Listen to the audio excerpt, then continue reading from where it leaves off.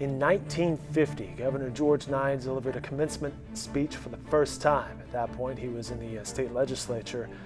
He actually had to hitchhike, if I remember the story correctly, to deliver that address. Today, Governor George Nigh joins us here in the Oklahoman's Video Studio. Sir, always great to see you. Thanks for stopping by this morning. Thank you very much. I'm honored. And later this week in Clinton, I believe, you will be delivering a commencement address for the 66th consecutive year. Congratulations on the longevity, and they are lucky to hear from you.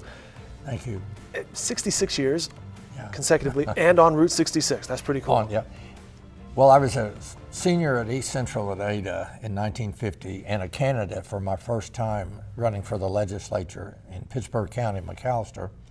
And so I didn't own a car back in 1950. I didn't own a car.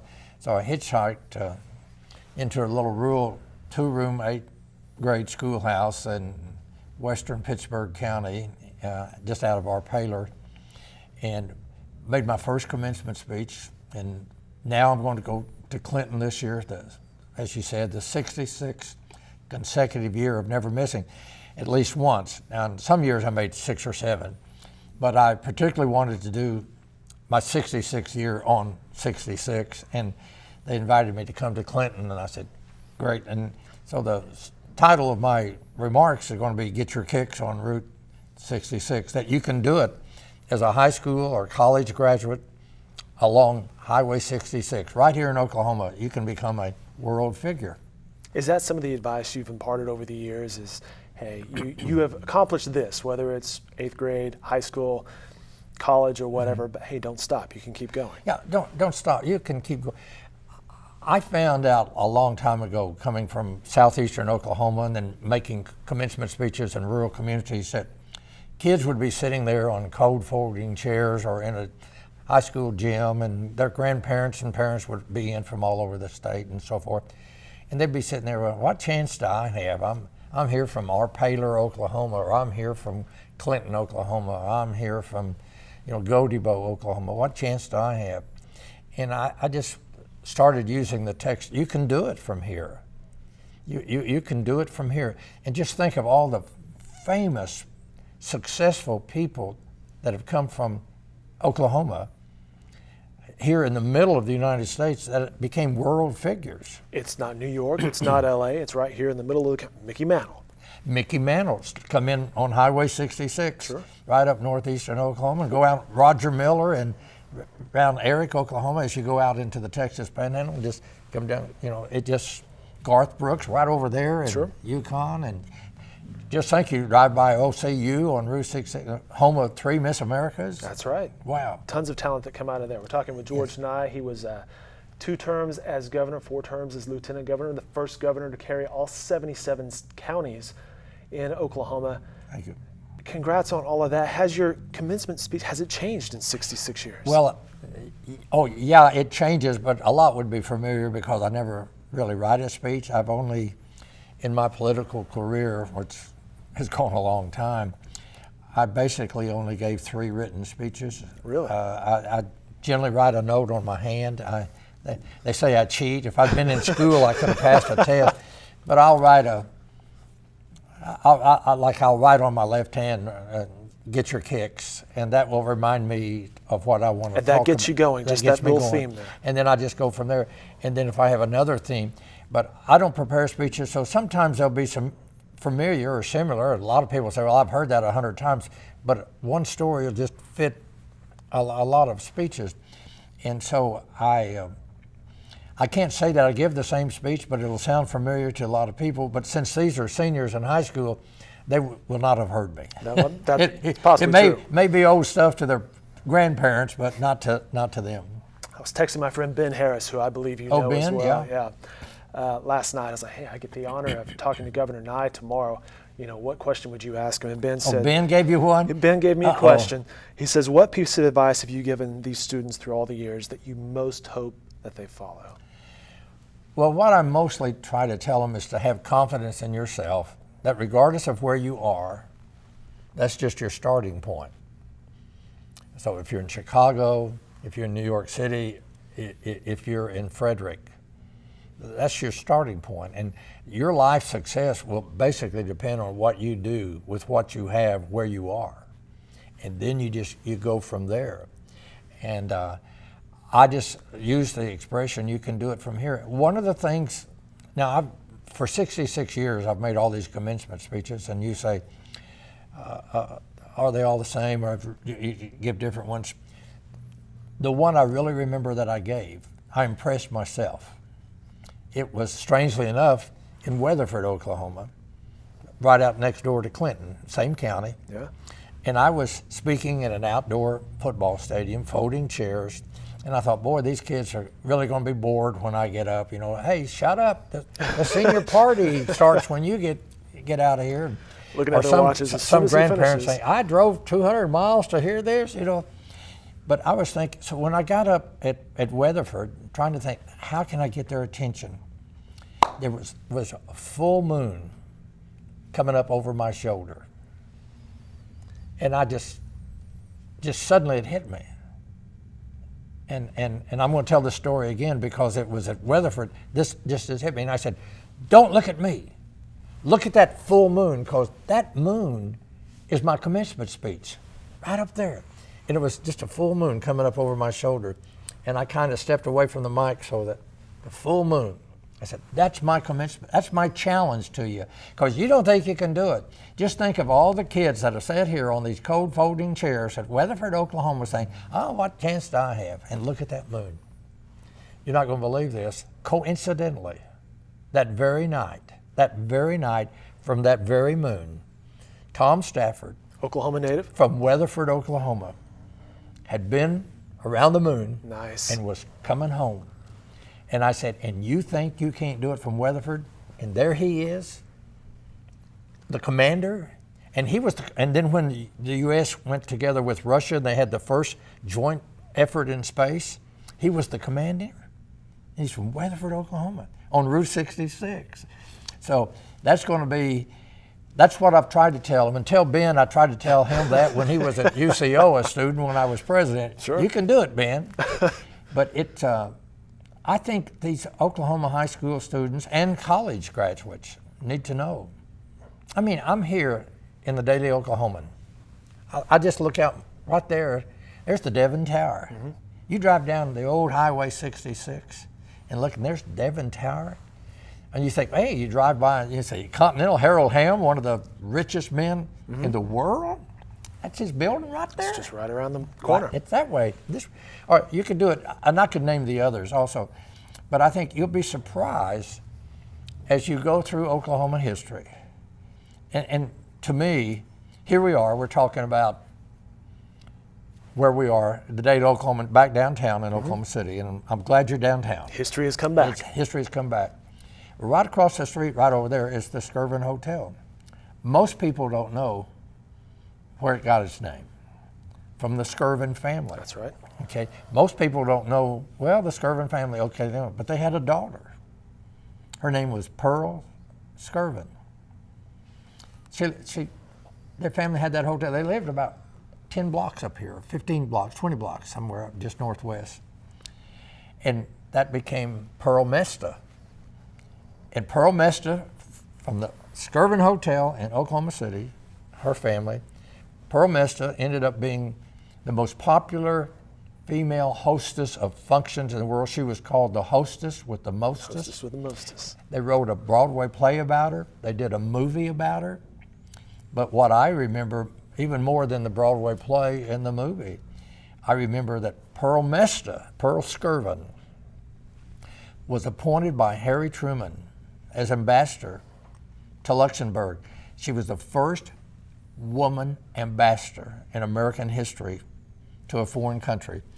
And she just grew up right over there, 2 blocks from where we're sitting. And so she did it from here, her roots, from Oklahoma. You can do it from here. These students in Clinton are in for a treat. Still a master storyteller, Governor George Nigh. We mentioned your distinguished political career. There'll be a lot of Republicans across the street later this week. Oh, yeah. I'm glad they're coming. Does that make you worried? No. One of the things I did when I was lieutenant governor, when I was elected lieutenant governor in 1958, the lieutenant governor had no job. I came to the Capitol to go to work, I remember the first day I went in to check out my office, just before I took office. I went in to check it out. You shared your office with 4 state senators. I had a half-time secretary, no press secretary, no security, a half-time secretary for the lieutenant governor's job. And the lieutenant governor that preceded me was the first lieutenant governor ever even have a car. No driver, but he had a car. But it was a pickup truck. He was from rural Oklahoma, so he got Perfect. a state car, he bought a pickup truck. But the lieutenant governor had no job. And so the reason I'm telling you this is that I worked hard to get the lieutenant governor to be chairman of the tourism committee, and we created convention business. And one of the great economic factors in Oklahoma is the number of conventions, regional conferences that we have in Oklahoma City and in Tulsa and in some of our state resorts, private and public. And so I'm glad the Republicans are coming here. I really am. It brings attention to Oklahoma, Political but spotlight. it also brings economic development, Which fills up the Skirvin right which around the fills corner. up the Skirvin Hotel right over there, and all the other places that we're building around here. Now, convention is important to Oklahoma's economic development. Governor, 66 consecutive years of giving a commencement speech. Are you going to end it this year, Route 66, 60, or just keep going? Well, or just see how it goes? I'll just see how it goes. I think probably something else that would be of interest is how it affected my life. 2 things that I'll tell you about. One, it probably is the best non-political speech you can make in any community, because you have people sitting there from all walks of life, all races, all colors, all creeds, all financial conditions, sitting in one room, and you get to make a speech. So if you don't bore them to death, it's a great political opportunity for you, because they'll say, "Oh yeah, I remember." I heard Aubrey McClendon speak at Rotary one time. They were honoring him, and as a gift to him for coming and speaking, they gave him a copy of the book that Bob Burke wrote about me. And he took this book. Aubrey McClendon said, "Well, this is neat that you're giving me a book about George Nigh." He gave my commencement speech from high school. He said, "I was the president of the student body, and I invited him to come make the commencement speech when he was in high school." And I'm looking at Aubrey McClendon, at Chesapeake. Very at the nice. time. But it's a great opportunity to get to know the state, because I went everywhere. But the one thing that affected my life was my second year. I made the commencement speech at Hartshorn High School, there again in Pittsburgh County. My grandparents had lived in Hartshorn, and so I was good to be back in Hartshorn. I grew up fishing down here on the lake, 2 miles south and all that. But I'd been elected to the legislature as a senior in college, and growing up, all I'd done as a job was work for my dad in his neighborhood grocery store. All my life, I've worked in the neighborhood grocery store. I only had one other job in my whole life growing up, and that was riding a bike and delivering from a drugstore. But so I was working in that grocery store. So I got elected to the legislature. I came to Oklahoma City, to the Capitol, for my first legislative session. Then we'd only met every other year, so I had a year and a half before I came back to the Capitol. And I didn't have a job. I was working with my dad. But I gave that speech at Hartshorn High School, and the principal, Dr. Finus Sandlin, came up to me after that, about 2 days. He came to my dad's grocery store in McAllister. He came over from Hartshorn, and he said, "You need to be a school teacher." I said, "My mother was a school teacher, my sister's a school teacher, one of my brothers was a school teacher. I don't want to teach school." He said, "You need to be a school teacher." And I said, "Why?" He said, "You kept all of our students awake during your commencement Kept their speech." attention. He said, "Yeah, you kept them all awake during your commencement speech. And if you can do that in a commencement speech, you ought to be in the classroom with them." And I'd graduated from East Central, which was then a teacher's college, but I didn't have a teaching certificate. But all I needed was my practice teaching. So that summer, I went back to East Central, got 8 hours of practice teaching, and Dr. Sandlin hired me to teach Oklahoma history at McAllister High School, and I loved it. And so my involvement in education from there to being president of UCO came about because of a commencement speech in 1951 in Hartshorn, Oklahoma. You had just gotten started at that I love point, it. your second year to give a commencement I love speech. it. Yeah. He's Governor George Nigh. I do want to mention one thing real fast. Congratulations for the Pendleton Awards Award given to you and Donna, your wife. Thank you. I'll explain this. The 50th anniversary celebration of Keep Oklahoma Beautiful. This is just an example of the various things you're involved with. It was recently held at the Oklahoma History Center. Former governors who were instrumental in the success of that group were honored.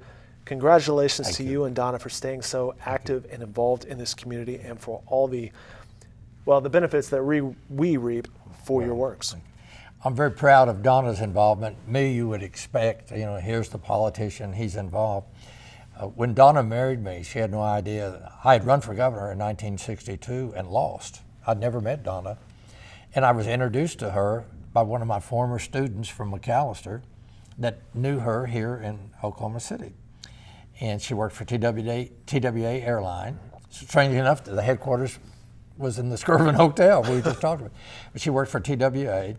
And this former student and I met and married Donna. She had no idea that I was ever going to get back in politics. So 4 years later, I decided I want to get back in the ladder trying to be governor. So I was going to run for lieutenant governor again. And I said, "What, is that okay?" And she said, "Yeah." And then I said, "Okay, I want to run for governor." And she said, I'll work real hard for you," whatever she said. "I'll work for you real hard if you promise me something." Well, everybody says, "Promise me something." Sure. I said, "Okay, you're a typical voter. I'll make you a promise." And she said, "Promise me you'll do something for at that day, the term was mentally retarded. Today, development disabled." She said, "We need to do more for people who have needs." And I said, "Okay, we'll do that."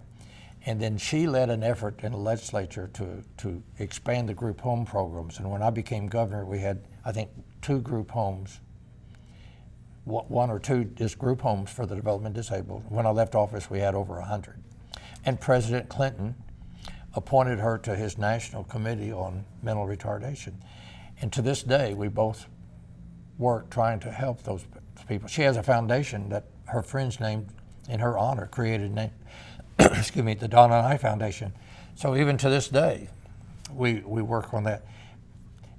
I'm proud, for example, somebody will say, "What are you proudest of?" Well, I'm proud of roads, the Broadway extension, the Kilpatrick Turnpike, and all that sort of, I'm proud of all that, and VOTEC, and awesome, whatever. But I said, what I'm really what I'm really proud of is doing things for people who have special needs. We had every year we were at the mansion, we had an Easter egg hunt for the blind. Blind kids came and hunted Easter eggs. And the old Lego, the pantyhose that the women used to wear, they came in Legos. Volunteers out in western Oklahoma City put beepers in there. And we'd give a blind kid a basket, and they'd lay an Easter egg and turn a beeper on. And the kid would find the egg. Can you imagine? I'm very proud. We built a library for the blind. It's out by the Capitol, a library for the blind. I'm very proud of that. I'm proud that we made our facilities at all our state parks handicapped accessible. And to end that discussion would be, we had open house every Wednesday at the mansion, but to get into the mansion, you had to climb up some steps. And I said, put a ramp in. You can't do that. This is capital preservation. That's right. You can't do that. It's historic. I said, wait a minute. I'm not going to live in the states and the people's home, and some of the people can't get in it. If we're going to have an open house, it's for the people. I said, I want a ramp there. So they built a ramp, and we were having an open house, and a lady came up and said, "Oh," and Donna and I are shaking hands, and she stopped and said, "Oh, you have a ramp here." And I said, "Yes, it's just open. This is the first time we've used." She said, "My mother is across the street in the parking lot. She's in a wheelchair, and she's just waiting for me because we knew she couldn't get in." Well, that's great. I said, "You go get your mother." And she went over and got her mother and They came up the ramp. She's the first person. She broke in the ramp for you. She came in the ramp. She broke it. We should have had a ribbon cutting. She came up the ramp and went on a tour of the mansion. Now, no elevator, so she only toured the ground floor. But I got to tell you this: as she was coming up the ramp, she was crying, and she was crying for joy. And I knew we'd done something good. And so, proudest I think you are of is when you're serving others. And I'm really proud of what we did for people who had special needs. Governor George Nigh, fantastic storyteller, a good American. Thank you. Enjoyed the conversation. Thank My you, sir. pleasure.